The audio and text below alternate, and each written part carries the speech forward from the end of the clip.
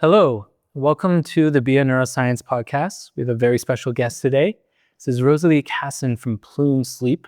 She's going to kind of take us through a life journey of sleep, essentially. But that's my quick intro. Why don't you give people the actual facts? Sure. Hi, I'm Rosalie Kassen. I'm the founder of Plume Sleep.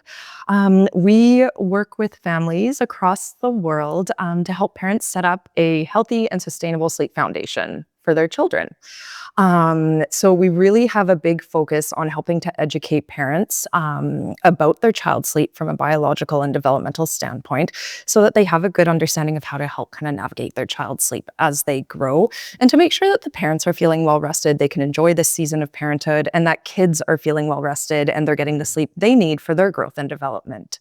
So we actually work with families with little ones as young as newborns all the way up to the age of 8 years old. And we tackle things like nighttime wakings, bedtime battles, early morning wakings, short naps, jet lag, toddler boundaries, regressions, you name it, we tackle it. Wow. Okay. Yeah. It's a spectrum. Yes.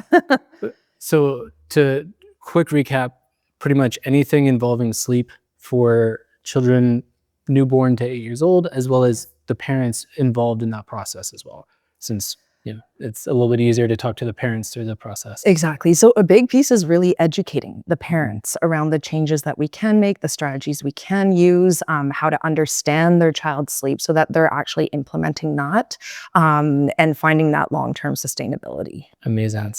And one phrase that stood out to me when you were walking through what you do at Plume Sleep was sleep foundation. How would you define sleep foundation? Yeah, so that's something we actually focus on a lot at Plume Sleep. I think when we look at infant sleep, toddler sleep, a lot of parents in society will focus on sleep training, independent sleep skills, self-soothing, and things like that. And we can miss the bigger picture that actually encompasses so much more. When we look at a sleep foundation, if that foundation isn't there, no matter how much you try and implement independent sleep skills, it's not going to work super well. So for that foundation, what we look at is things, it's kind of like sleep hygiene, essentially. Sure. So we're looking at things like your child's awake time, their sleep pressure during the day, their intake, their activity during awake time, their sleep environment, their routines. We're looking at that full picture before we make any changes to how a child falls asleep. One thing that I think is not well understood, generally speaking, not only for families, but is the concept of sleep pressure. Do you want to expand a little bit about that? Yeah. So the way I explain it to families, I think the most simple way to kind of visualize, because I'm a very visual person, it's a sleep drive. So if you think about it like a cup of water, essentially, in the morning, adults and children alike, we kind of theoretically have relieved our sleep pressure. So we started with a full glass of water, and in the morning we've relieved it. We've slept through the night and our cup is empty. So for little ones that take multiple naps through the day, they're going to need to relieve that sleep pressure at multiple points during the day. So we fill up our cup with that awake time. They fill up their cup a little bit, and then their first nap time, it's going to relieve the sleep pressure a little bit. Then they're going to build it up again between the two naps, then relieve it a little bit. And our goal is that by the time it's bedtime, our cup is right at the rim. It's not overflowing with water, but we're also not kind of filled up halfway. Okay, because if we're filled up halfway, your kid's going to get partway through the night, wake up and say, hey, I'm just not tired anymore. And if it's overflowing, we can sometimes see little ones that have a harder time settling to sleep and staying asleep as well. Yeah, I'd love to talk a little bit about the overflowing part before we dive into like the nap aspect. Sure. So what happens when your sleep pressure overflows? Yeah, so for little ones, sometimes what we can see, and I like to give the example of a toddler, because we can see toddlers that kind of go from, oh, they're so sleepy at dinner time, they're yawning, they're showing us signs that they're ready for sleep, to all of a sudden, shoot, my kid is like bouncing off the walls, and they kind of get this influx of cortisol, adrenaline, and it's almost like they get this second wind because they're kind of past that point of tired and they're overtired. So with that, what we can see is little ones that really do struggle to fall asleep and relax and settle into that sleep. We also tend to see things like early morning wakings. We might see more night wakings where, everyone wakes overnight. But for little ones that have too much of that sleep pressure, they can have a harder time returning back to sleep through the night. Got it. So that when the pressure overflows, it actually destabilizes the whole thing. It's not just like Yes. you're so exhausted that you're falling asleep walking or anything, it's at that point the sleep pressure, your body almost has a trigger reaction of, hey, we need more adrenaline, we need to keep moving. So Kind of like the brain, telling the body, hey, I guess you're not going to sleep, so better keep going. Let me help you. Yeah. Yeah, and while we're on that topic, I'm sure as we're talking about this, many new parents can probably relate to that aspect of the sleep pressure experience. Yeah, it's funny. So that was something that was very talked about for many years. We kind of had this concept of overtired in kids for many, many years. And what I found in, as a sleep consultant, and I think a lot of sleep consultants are starting to realize, is that parents have become so cautious around overtiredness that we're actually kind of going backwards, and we're kind of it's too conservative with the awake time now. So in my practice, I'm actually seeing more commonly now kids that are undertired getting put to bed. And that can be equally as hard, if not harder. Kids, when they are not tired enough, they're going to let us know, right? They're going to tell us, hey, I'm not ready to go to sleep. And for little ones that don't have the vocabulary to say, I'm not tired, often that presents with a lot of tears and a lot of protest because they're saying, I'm just not ready for sleep. Right. And then we can see these big wakings overnight and early mornings as well, where little ones are like, hey, it's 5 o'clock. I'm ready to go. Let's get the day started. So it's really finding that balance, and timing is really a big piece of that foundation for setting little ones up for successful sleep. Yeah, and let's talk about timing in a minute here. I just also want to try and create a clear line of how would you differentiate between overtired versus undertired, like not enough versus that adrenaline kick when they're overtired. Is there any telltale signs you tend to look for? Yeah, so there's certain cues. I always recommend,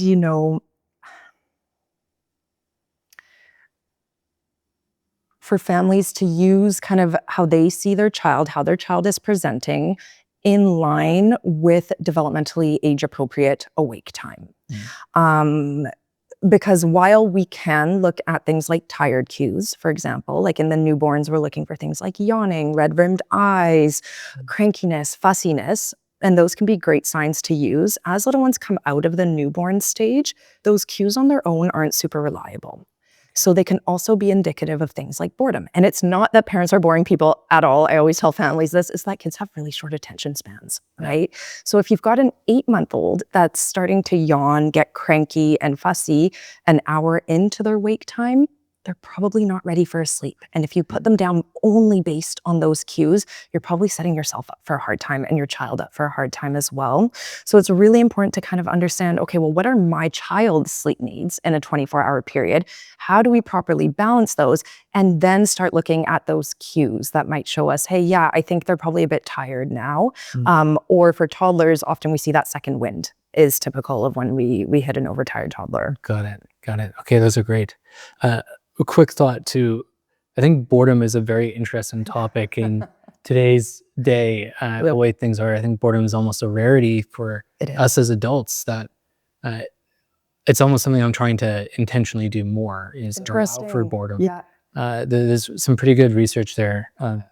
The importance of having your brain entertain itself and understanding that's when it's ready for new engagement, for new excitement and stimulus. Do you find that boredom itself is something that you actually use as a sign, a cue, or is that usually just a result of, more or less trying the different techniques or not trying any of the techniques? Like, where do you see boredom coming into play in your practice? It's interesting you say that, because I'm also doing a bit more reading, listening to podcasts around like boredom, and just in parenting in general, how our kids are not having enough time being bored. So I think especially as kids get older, just giving them that space to entertain themselves, use their brain, all of that. In the infant stage, it's challenging, right? I think infants that are bored often can get fussy and cranky. And so for parents, it can feel like you're always having to kind of change up the activity, entertain your child and things like that. And they need that stimulation. It's really important for their brain development at that age that we are changing up things for them pretty frequently. So I'd say, I don't know that it's a result, but it's something that occurs during that wait time. And I encourage families to kind of have a pool of easy things that they can pull on Gotcha. to kind of shift that environment should they need to extend that window. Because I think the automatic reaction is my kid is fussy, I'm going to put them to bed. And that can really backfire when we're trying to make changes to sleep. Yes. And then you get parents that say, well, my baby cried and protested for 45 minutes. I was like, yeah, they were telling you that wasn't what they needed, right? Yeah. And it can be really hard as a parent to decipher what does my child need when their form of communication is crying. Yes. It's, they cry to let us know they're too hot, they're too cold, they're hungry, they're bored, they're overstimulated. They cry for a multitude of reasons, right? And so we kind of have to figure out, well, what are they telling me? What is that need? And how can I kind of accommodate that and help them through it? Yeah, I think that also kind of transitions well into the concept of timing. That when you put your child to sleep or to a nap. Do you have practices or techniques or frameworks? Yeah. Yeah, good question. We do. So what we'll tend to do when we work with families one-on-one, so we work with families pretty intensively for 3 to 4 weeks to help make changes to their child's sleep, to get them sleeping better, and have everyone feeling more rested. So what we do is I always encourage the foundation piece for parents is to try and get a good understanding of how much sleep does my child need in a 24-hour period. We have kids that are similar to adults, right? That are on the high end of sleep needs, and we've got kids that are on the low end of sleep needs, and that can be a massive range. So I think in society today, we're overloaded with information out there on social media, the news, whatever it is. So whatever platform you want to use. And what we can see a lot of is this, well, your kid needs 12 hours of sleep overnight and 3 hours of sleep during the day. And while for some kids at 6 months, yes, that's exactly what they need. For other kids, they might not. And that's okay. So if we're trying to fit a child that's on the low end of sleep needs into a schedule for a child on the high end of sleep needs, well, it's never going to work. It's always going to be difficult for this family. And so we need to figure out, okay, in a 24-hour period, how much sleep does your child need? What are their unique needs? And then how do we balance that to set them up for successful sleep? So there are guidelines that we follow for awake time between sleeps based on age, but a lot of the customization we actually do is when we're working with families one-on-one and we get them tracking their child's sleep, and we're able to look at that data and say, hey, look, when we had this awake time of this, like 2 hours, your child fell asleep, within 5 to 15 minutes, then they had an awesome sleep afterwards and they woke up rested. When we did 2.5 hours, they fell asleep immediately, but woke up after one sleep cycle and they were really cranky. And from that data, we can make adjustments to actually find the timing that works for their child, as opposed to kind of this general guideline. Amazing. And you mentioned like the wake up well rested. So, 12 hours for one child, 10 hours for another. Totally. How do you define well rested? I know, it's so tricky. Yeah, and I get that question a lot. So things that I look at is, are they waking up calm? Initially a well-rested child often will wake up calm in their sleep space, and then they might get frustrated. If they're left there for 15, 20 minutes, they're gonna say, hey, where are my people? Come in here. Yeah, let's get this day started. But most often they wake up relatively calm at that point. And then I'm always looking at their wake time. Okay, are they happy? Are they engaged? Are they eating well? Are they curious? Are they learning? Are we kind of hitting those milestones? So looking at the bigger picture. Amazing. That's part of why I ask is that's something we're trying to do a lot differently for our sleep practice. Interesting. The generic advice you get is you need 8 hours. And given that you need a certain amount of REM and a certain amount of deep sleep. And we're trying to move away from that to focus more on, well, how do you feel when you wake up? Totally. Do you have energy to do what you want to do that day? Like, what is and just like you're saying, are you curious? Are you calm? Like, those are self-checks that you should have. Yes. Even as an adult, Yeah, that's true. I've never even really thought of that. Absolutely. And like for kids, emotional regulation, how are they dealing with things like conflict and frustrations? And it's so important. And yeah, it 100% applies. I think of myself when I have a bad night's sleep, my patience is thin. Yes. I get frustrated really easily. Yeah. So it's kind of like a child in that sense too. We have to be looking at those indicators beyond this timing. Yes. And I imagine it's similar with adults too, but I feel like a lot of parents have this pressure on them and they feel guilty if their child isn't getting 12 hours of sleep because this has to be the golden standard. And it really isn't. No. Because sleep is so different for each child. And sure, there's a baseline of we want to be reaching a certain amount if possible, but it's really looking at the other indicators around that. Yeah, and I'm sure that sense of responsibility and stress also weighs on the parents' sleep, which probably reinforces a cycle there, because they're going to become less patient, and then they're going to not allow that boredom, that curiosity. Totally. Yeah, it 100% impacts the entire family unit, and sleep is it's so important. It really is like, it's the pillar of health and wellness for everyone, for adults, for kids, anyone. It is such an important piece. How you charge your battery is going to be how your battery works for the rest of the day. Totally. Funny you say that. I told my kids that the other night, because they were like, we don't want to go to bed. And I was like, well, you know what sleep is like? It's like your battery. You know how we have to like plug things in to charge it up? Well, sleep is exactly like that for us and our bodies. And they're like, huh.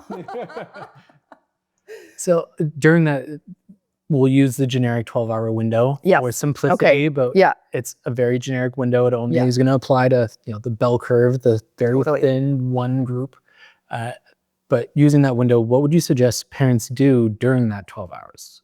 Obviously, they will want some sleep themselves, but do you have certain things that you suggest that they do when they're able to be off of duty? When their child is sleeping overnight. So let's say they have a beautiful, glorious 12 hours of them time. What do I recommend? I always tell my families, once your child is in bed and asleep, go take some time to decompress, unwind, do something for you. So that might be going out with some friends, doing something for you. It might be going to do some exercise. It might be unwinding on the couch with your partner. It might be watching a Netflix show, right? Just something where they feel like they can decompress and start, relaxing, unwinding, and taking care of them in whatever sense that looks like. Because you also need to recharge as a parent. It's really hard to show up as a parent the following day if you haven't taken that time to recharge. And I think, through those 12 hours, I always recommend do something for you and then get to bed early and recharge your own batteries so that you have the energy for the following day. Yeah, and with parents, do you see any patterns in their sleep challenges or issues, especially, we're kind of talking more newborn phase, so we can stick to that time frame for now? So newborn, I think this is a narrative that I want to shift in our society, is that parenthood means years of sleep deprivation. I think, we're kind of trained from when you're pregnant, you have people coming up to you being like, well, get ready to say goodbye to sleep for the next 18 years. When your baby comes, the first thing people ask is, how is sleep? It's all focused on a negative kind of like, if you become a parent, sleep is going to suck for 18 years. And so, sleep is going to change 100%. I'll be the first to admit that. And in the newborn phase, your sleep is going to be interrupted. Your little one has a tiny tummy. They're going to need to be fed every 2 to 3 hours overnight. And you're going to be the one getting up to feed them, right? Yeah. And so it's that sleep is disrupted, but it doesn't need to stay disrupted like that for months or even years. So something that I will see a lot of families will reach out to us probably sometime in that 4 to 12 month range of when they kind of hit rock bottom. They're like, sleep is just so awful. We're up every 2 hours. We're exhausted. And while that's normal in the newborn phase, as kids get older, their bellies also grow and they're able to sustain longer periods of time through the night without needing a feed.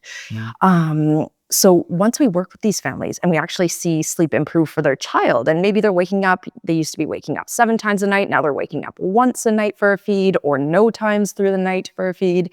Then I get parents that say, okay, my kid's sleeping. I'm not. My body is still waking up every 2 hours. So I definitely see it. And I know even for myself as a parent, my sleep really shifted after that period. And still, I think I notice the impacts. I feel like when I was younger, I was able to sleep anywhere, any environment, any bed, with any noise around. Like, it didn't bother me. It was nothing big enough that it bothered me. Now I have a very specific kind of routine that leads to bedtime. I have my earplugs. I feel like I've become a much lighter sleeper and very hyper aware of sounds, because your body kind of becomes accustomed to caring for someone and what their needs are through the night. So that is something that I definitely see with parents that we work with as well. Gotcha. Yeah. And just quickly on that note as well, but the reason why we use audio for our transmission is because your brain is so sensitive to sound while you sleep. So it's a great way to impact it. So when, for the parents, when they come to you and they say, I'm not sleeping now, what's your general approach to tackling that? So I don't actually specialize in working with adults. So sometimes I will recommend, if they're really, really struggling, then I'll recommend that they actually reach out to a sleep consultant or coach that specializes in adult sleep. But I do encourage the basics that we do with children. Right? So things like having a bedtime routine that's consistent, having a set wake up time in the morning, putting your phones away hour, 2 hour before you go to bed, right? Taking the time to prepare your body and your mind. And that's where bedtime routines, they're talked about everywhere, but I don't think people quite understand how key they are and how much of a role they play in setting you up for successful sleep, whether you're a kid or an adult. So I always recommend 20 to 30 minutes, right, of repetitive steps that are really predictable, that your body starts to learn, same as with your kids, that, hey, this step leads to this step, leads to this, and then we go to sleep, right? Things like dimming the lights an hour before you're going to sleep. So having that visual cue to kind of wind down. So I will encourage parents to kind of think about those things that we adjusted with their child, and a lot can be applied to them as well. And on the habits and routine side, end of the day, we're grown babies. We're grown babies. And we're still human. We're still an animal. Like it's people often talk about how routine their dog is, and 5 p.m. comes, they're begging for dinner. But we're still animals. We still have that same instinct. We're still a group of cells operating together. So I think it's easy to feel like we're different when, at the end of the day, we still need to treat that aspect of ourselves as well. Yeah, I think exactly. Yeah, we're creatures of habit. And it's interesting that you say we think we're different. And I think a lot of us, we feel like we're different, but there's this power of sleep hygiene that is going to be beneficial to everyone out there that often gets underestimated. Definitely. Yeah. I like your term sleep foundation. It's a little more friendly than totally. Yeah, I'm thinking it's just, Exactly. And I often think of sleep, mostly for children, because that's who we work with, but kind of like a puzzle when we're building that foundation. You got to take all the puzzle pieces and properly align them to make the full puzzle. And if one of those pieces is misaligned or not there, things will be off. Exactly. Yeah. So we diverted from this for a little while. We got going. So we'll go back. Originally, we were talking about overtired and undertired, and we were talking about naps as well. Yeah. So how do you utilize naps, and going in the framework now around the undertired aspect of, well, one, just naps in general, and then two, how do you handle naps when your little one is clearly not ready for a nap, but you're worried about how it'll impact things later? Yeah, so it's a fine balance, and that's where I actually find being able to see the data that families input into the app really, really helpful. Because again, you have some little ones who might need 2 longer naps in the day. Again, it's based on development age and their sleep needs. And so it's figuring out what rhythm works for them.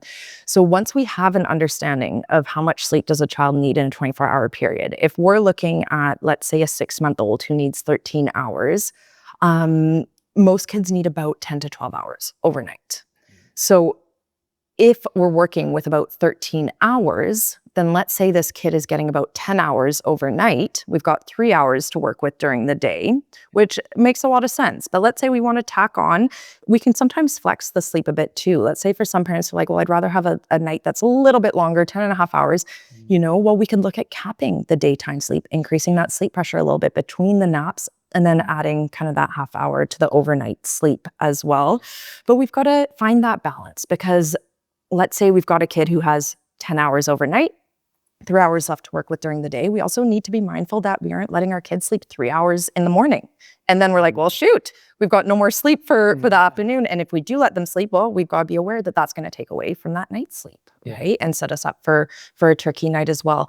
So it's balancing kind of the total hours and finding developmentally, okay, how do we work this with the time that they need awake to build up that sleep pressure for the first nap and put them down for a nap, relieve that sleep pressure, and again, kind of go through the day that way, if that makes sense. Yeah, it's in many ways, we're talking about pieces of puzzle. It's part of that puzzle for the foundation of timing of the naps, as well as maintaining the quantities that seem best for. Exactly. Yeah, exactly. I mean, I've had 6-month-olds that only need 2 hours of daytime sleep, whereas others need 3 hours and 15 minutes. So again, while we have these general guidelines that I love to start with, it's really a customization once we start working with the child and figuring out what their needs are, what works for them, what doesn't work for them. Yeah. And when they're undertired, so for Yes. whatever reason, they're 10 hours at night, they get 11.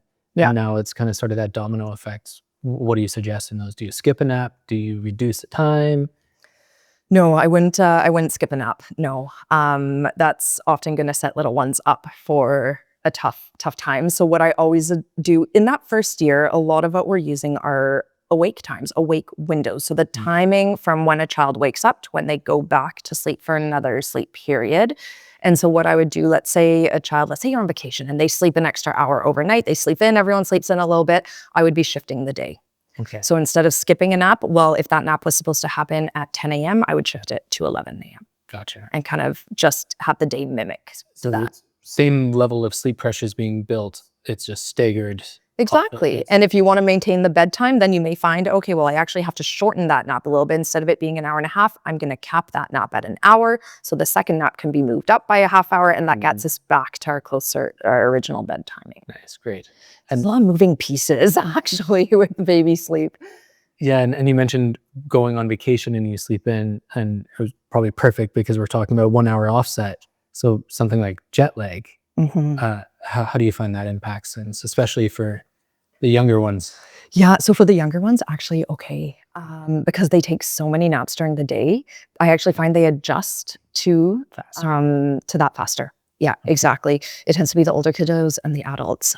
So really within 3 days, you can get back on track, as with adults, right? And our body clock is set by things like meal times, sunlight, outdoor time.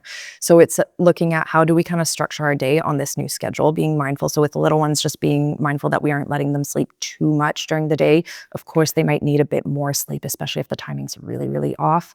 But within 3 days, you kind of want to be back on your usual schedule. Nice. Yeah. Okay. And the flight there, the flight out. We have a guide for that. Okay. Yeah. I'm sure it's not one or two things. I'm sure it's 20, but what's your top, the most obvious ones people seem to miss? I would say my top things are leave with a well-rested child. So the days leading up to travel, make sure you're prioritizing your kids' sleep. And then if you can, if everything allows for it, leaving in the morning. I think is the best bet. With a kid that's had a good night's sleep, leaving during the day when they are well rested. You're not going at night when things are hard, everyone's exhausted and all of that, and then trying to battle the airplane. And then quite honestly, on the plane ride, all rules out the window. Let's say you have an independent sleeper at home. I do not care if you're feeding your kid to sleep or rocking your kid to sleep, walking up and down the aisles using the pacifier that you've never used before. Whatever, you do what you have to do on the airplane, and you get your kid to sleep when it's time to sleep. And that's totally fine. And it's interesting because kids that have a good sleep foundation are actually a lot more flexible and a lot more adaptable to these changes. And it's not like, even through illness, we have to change our response as parents 100%. Our kids are sick, they have a need, we need to respond to them. And for some kids, they might, let's say you have a little one who's under a year, but they've started sleeping through the night without needing a feed, right? If they're ill and their intake is compromised during the day, you may have to reintroduce feeds overnight. That's okay.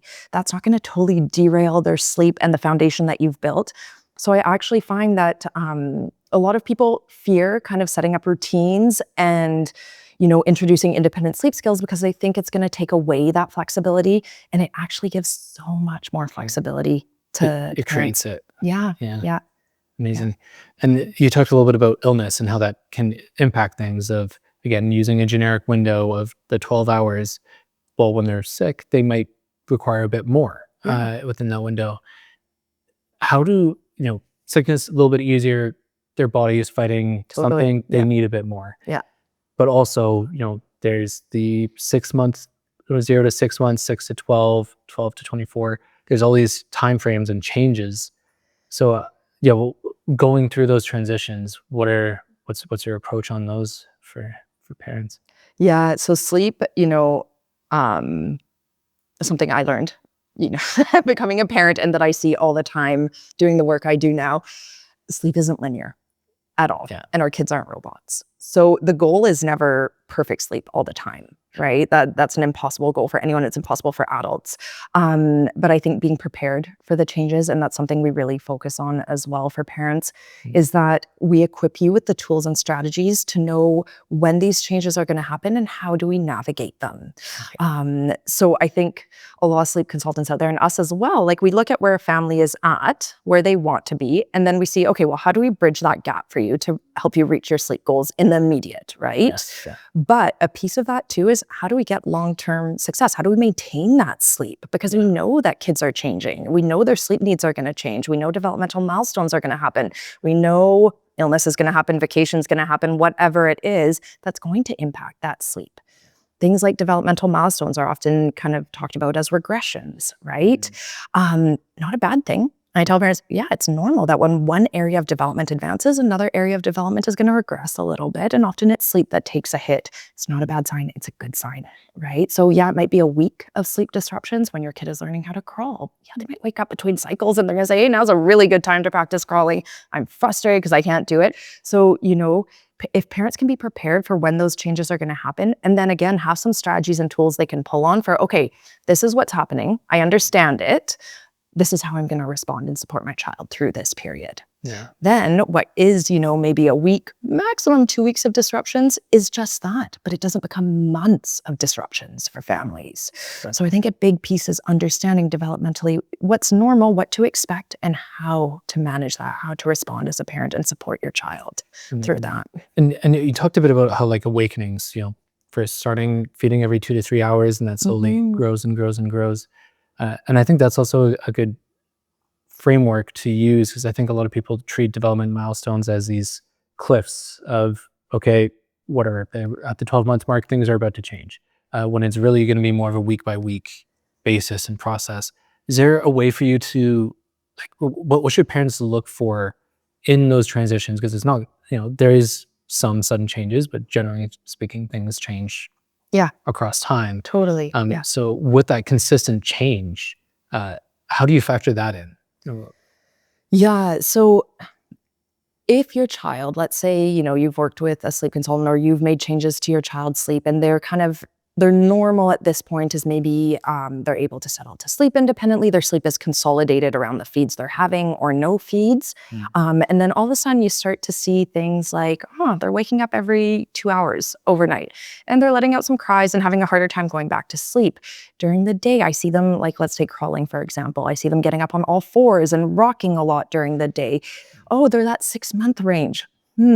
I wonder if maybe there's some development happening there. So typically when there's a developmental milestone that's emerging, so whether it's rolling is a big one around 4 months, crawling around 6 months, we see standing around 8, 9, 10 months, along with separation anxiety that emerges. And through the first 2 years, like you said, there's a lot of development and growth that is going on. So how we usually see that present is new night wakings that weren't there before. Difficulty settling back to sleep. We might see more increased protest at bedtime. We might see short naps emerge. We could see early morning wakings emerge. Okay. So it can really impact all aspects of sleep, which is really tough for parents, especially for the families that were having good sleep. All of a sudden it can feel like, what the heck is going on? Did I do something wrong? Should I start feeding them overnight again at every waking? And so I always encourage families to just take a step back and look at the bigger picture. What is going on? Could there be illness? How was intake through the day? Are they at a stage where development could be coming into play? And if so, well, what's our response? What's our plan for that? How do we support our child through that? If that makes sense. Yeah, definitely. And as you're walking through it, there's just so many factors to take into account. And same thing with adults, but we can isolate those a little bit more because we're going through less change, generally speaking, or proportionately at least, as we live our lives. So with that in mind, how, with your practice, take, for example, in comparison to contrast, CBTI, 4 to 12 weeks type thing, varying, and then you might do intermittent touch points after that as an adult. In your practice, it sounds like it might be a bit of a longer touch point because what they're going through in their first 6 months will change. And there's so many factors to take into account. It's so hard to do that on their own. What's the usual window if someone was to say, Rosalie, please help. Let's improve this sleep. Yeah. Yeah. So, with infants, typically what we'll see, so again, we work with families for about 3 to 4 weeks. And it's not necessarily that it takes 3 to 4 weeks to see sleep improve. Usually in that first week, we start to see drastic improvements in sleep. For toddlers and the older kiddos, it can take a bit longer because with them, we're really working on, so first we look at, I'm going to step back a bit. First, we look at the foundation piece, like I was talking about, right? Then we're going to look at the connection piece. So with infants, it's looking at, even in the bedtime routine, finding that time for connection. So bonding, maybe some skin to skin, really eye contact, talking, all of that through the bedtime routine. With toddlers that are becoming little independent beings that have a lot of opinions, and their job is quite literally to push boundaries.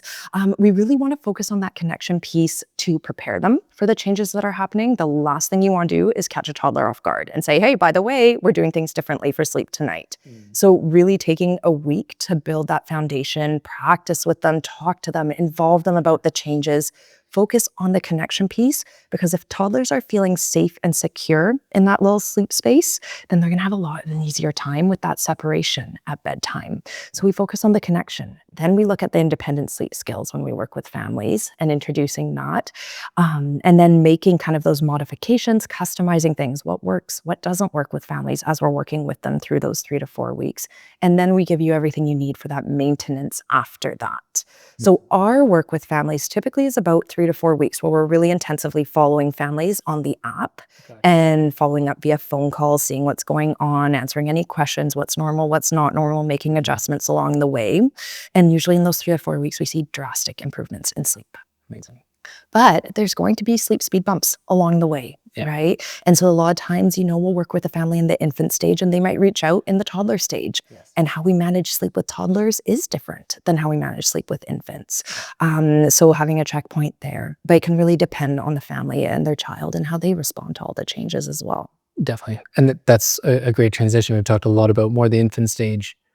What are the differences that you tend to see from your practice, but the difference between infants and toddlers, as well as the techniques that you use? Yeah. So with toddlers, we have a big focus on the connection piece, really big, and preparing them. So again, toddlers understand so much more than we often give them credit for, even if they're not verbalizing it, right? So preparation is key with them, and making them, we want to foster independence. We want to make them feel part of the process so that they feel empowered with the changes and that they don't feel like, hey, you're making all these decisions and just forcing me to do something. And actually, I don't really like that, right? We want them to feel empowered. We want them to feel that independence. We want them to feel like part of the team, essentially. And then your job as the parent is to be a really grounded leader and guide them through those changes while holding firm, loving boundaries. Yeah. So often what I see is boundaries are a tough thing for parents, right? And we get little toddlers that have really big feelings and we're like, oh, I don't love those big feelings. What do we do with them? And so it's a lot of coaching parents through boundaries and what that looks like and doing it in a way that feels aligned with their parenting values. I love to take at that age a really parent-present approach. Again, kids feel safe and secure with their caregiver close by. We don't need to be putting them in the room and leaving on night one. But if we can, again, work with them, be there guiding them, and then gradually kind of make those shifts over the 3 to 4 weeks. So typically I see sleep take a bit longer to come together with the toddler and preschoolers and older kiddos, because it's a bit of a slower process that we go through, and we have lots of different things to build and work on and prepare them. Yeah, and with them being a bit more involved, Exactly. you need to have that aspect of growth within themselves integrated into the timeline. Exactly. Yeah, totally. And so using that cup of water analogy, their independence cup is getting bigger and bigger, and it's a factor. That's a good way to put it. Yeah, it really is. It really is. Yeah. And I think parenting nowadays is tricky. There's like a spectrum as well, right? Where we kind of have this really gentle parenting. And sometimes that can leak into more permissive parenting. And I think it's really kind of shifting that lens that we can be gentle, we can be validating of our kids' emotions, And as a parent, there are still boundaries that we have to hold, right? Because they look to us for that. And kids actually feel a lot more secure and safe when the boundaries are predictable. If we're flip-flopping in how we respond to something, they're like, what the heck is going on? Like, I'm going to keep pushing that boundary and figuring out because I have no idea where it lays. Yeah. So actually being, a really grounded leader is so helpful for our kids. Yeah. And not to overuse the comparison here, but as an adult as well, same thing. Like, Totally. if your boss just kept changing their expectations, it'd be difficult to know what to do next. Yes. And you feel kind of like you're floundering. Yeah. What is good and what is bad? Just give me that line. Yeah. Yeah. Yeah. It's really tricky as adults too. Yeah. Yeah, 100%. Another thing that you talked a little bit about around toddlers themselves. So there's independence and there's also how parents communicate with their toddlers, because it starts to become verbal, but for a long time it was a lot of nonverbal cues. Yeah. Is there a certain friction point that you look for, or is there any advice you give around dealing with that transition into not being too dependent on the verbal, but also now need to fully engage and encourage the verbal communication as well? Yeah. So often with toddlers, what I love to use are cues, and I lean a lot on visual cues, auditory cues. So keeping it simple, but also explaining what's going to be happening and the changes. My favorite tool at the toddler age is actually like a visual bedtime routine chart. And so having the steps of the bedtime routine, and kids can get involved in making that. They choose somewhere in their bedroom to put it up. They cut out the little papers to move it from not done to done. And for them, they feel really empowered. That's their routine. And they get to take mom and dad or whoever through it, and they're proud to share that and go through the steps. So with things like that, I love a visual cue because they're able to see what's happening. They're able to take charge of it and feel empowered. Again, you're fostering that independence. I love offering choices, but again, limited. Kids don't need a million choices, but okay, of these 2 pairs of pajamas, which would you like to wear tonight, right? It's a contained choice. There's a boundary within it, but you're fostering that independence for them, right? Visual cues like dimming the lights, or having a light that says, hey, okay, it's time to wake up now. Or look, the light is off. It's time to sleep now. So utilizing that in combination with, using some, you're still talking to them about the changes and explaining what's going to be happening. But there are different strategies that we use at that age, for sure, to kind of meet them where they're at. Yeah, and I think those strategies are great to persist throughout life too. This, if you were saying for the parents, go to a relaxing space, dim the lights, put your phone away, reduce your stimulation. So building those cues early on is actually really setting them up for success throughout life. Totally. And I think it's amazing. I was just telling a family the other day, like by building, and I know it feels impossible for a lot of families when I talk to them initially on the phone, but there will come a time when your kid is actually like, hey, my body feels tired. That's where I want to go because that's where I'm safe. That's where I'm rested. My daughter says it all the time at dinner. I'm tired. I want to go to bed now. And we go through our little routine and she gets tucked into bed. And it's amazing to see kids that grow up with a healthy relationship with their sleep space and a healthy relationship with sleep, knowing that, hey, that is what recharges me. That's what makes me feel good. And this is what my body needs now. Yeah. So I always tell families, like, there will come a day where your kid points to their bed and they ask to get into it. And I know it feels like impossible right now, but it will come. Yeah. And it's an amazing thing to see. I imagine a few tears of joy are shed. Yeah, totally. And what you were describing before too, of having, that process of, having a child involved and moving through, hey, here's the steps. I just went straight to a Kanban board. I'm sure project managers love that. But do you have like preset frameworks for that? Do you just get people to put whatever a piece of paper on the wall or what's that? Yeah, so I do. I have like a little routine that I will send families, but I always say customize it to your family. Like there are some families that absolutely hate bath time. If you hate bath time, well, I don't want you to do it in your bedtime routine because it's not relaxing for anyone. Do something else, right? So I always get families to really customize what works for them. But I do send a little framework that they are welcome to use should they want to, that they can print off and put in the bedroom. Yeah. Incredible. Well, I wanted to ask a few more questions about you. Yeah, of course. And your journey going through your life. Yeah. Well, like I was saying earlier, I feel like my sleep when I was younger, it's an age thing, biology thing. I was pretty adaptable, I found. I could kind of I remember when I was backpacking Southeast Asia, I could fall asleep in a hostel with a million people around, no problem, and I'd wake up feeling good the next day. Since becoming a parent, I find that my sleep is much lighter. And I've struggled to get back to a place where I am feeling really, really rested in the mornings.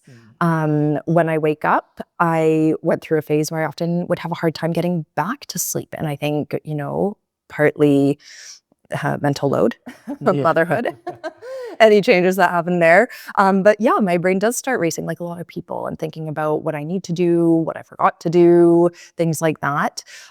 So I feel like around that parenthood period when I became a mom, my sleep really did shift. And so now I have certain kind of routines that I do to kind of help optimize my sleep, essentially. And it's interesting, I did a bit of CBTI, not really, but when I was working and there was a psychologist that came in to talk to us about it. And at the time my first was a year old, so I'd just come back to work and I told her I'm having a really hard time sleeping. And so she used me a bit as a case study.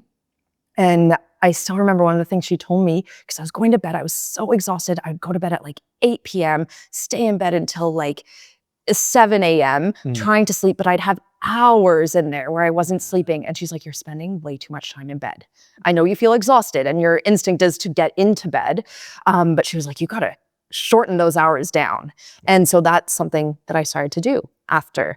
And that helped tremendously, actually, to not be tossing and turning for hours in bed. But I've definitely developed certain routines that I have for myself, dimming the lights, having a bath, getting my PJs on, reading a book for a bit before falling asleep to kind of disconnect my mind and go somewhere else. And yeah, but definitely to answer your question, it has changed a lot since parenthood, I would say. Do you happen to know your chronotype? Internally, we refer to it as a night owl, a morning cheetah, and then a moonlight orca, the person that slides through the middle. I think I'm more in the middle. Yeah, maybe. you're more in the middle. Yeah. Did that change for you across time? Maybe I was a bit more of a night owl when I was younger. And now when I had the luxury of sleeping in a bit more, maybe my body clock was a bit more shifted in that direction. And nowadays I'm definitely, a bit more in the middle.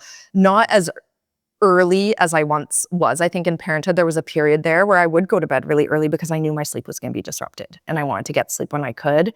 Now I'd say more around between 10 and 11, I'll go to bed, and then we're up around, 6:37. Yeah. Yeah. And is that a common thing you see as well as people's, not necessarily their whole chronotype, but their general propensity for sleep time as parents? Do they say, hey, I'm now having to adjust my sleep? Be prepared for that. Yeah, I really do. And I actually encourage it, especially in the newborn phase. We know newborns tend to consolidate that first stretch of sleep. And it tends to be the longest one that consolidates first. So I often tell parents, it's easier said than done. It's always easier to give advice. And I remember, at the end of my day with a newborn, I was like, I kind of just want to sit on the couch and do nothing and like whatever. But if you are able to get a few hours of sleep a bit earlier, then it can, help to your total amount of sleep in a 24-hour period. So definitely, I see parents that are going to bed a bit earlier for a period of time until we get into a good rhythm. And then they're able to kind of shift back to the patterns that worked for them. Yeah. And I'll just start going into lighter, quicker questions here for you. So what is like one stereotype or, falsity that you hear all the time that you would want corrected out there for your profession there on the... Oh, I think I said it already, but that parenthood doesn't need to mean months or years of sleep deprivation. It doesn't, sleep doesn't need to be perfect, but it really does not need to feel impossible. And there are ways with the right support, foundation, and structure that you can be getting better sleep.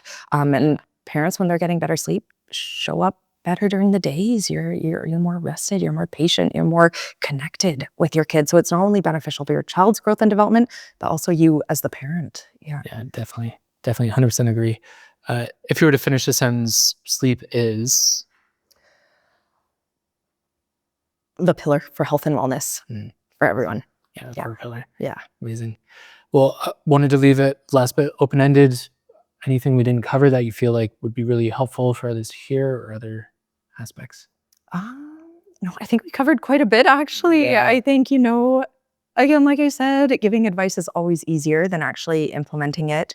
But for parents to know that if a sleep situation isn't working for them, you don't have to stay stuck in it, that there are ways to improve sleep. So the whole family unit is thriving.